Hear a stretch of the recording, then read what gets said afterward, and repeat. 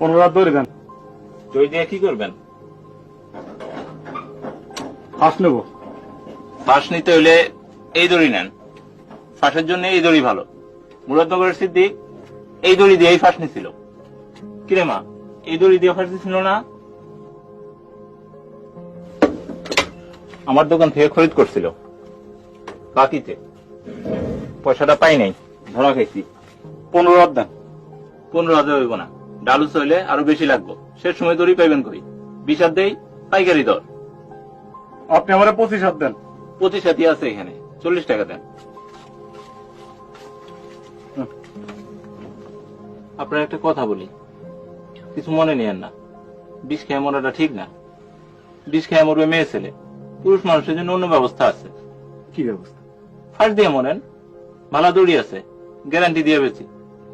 আশপাশে 3 গ্রামে যারা ফাঁস নিয়ে মরছে আমার কাছ থেকে দড়ি খরিদ করছে। এই তো সেদিন জলিল ভাই 25 দড়ি কিনে নিল। আপনি আমার বেশি দেন, ভেজালটা না আসলটা। ভেজালের কোনো কারবারই আমার দোকানে নাই। আমার বিষ খেয়ে আপনি যদি না মরেন, কথা দিলাম আমি নিজে গিয়ে আপনার গলা টিপা মেরে দিয়ে আসবো।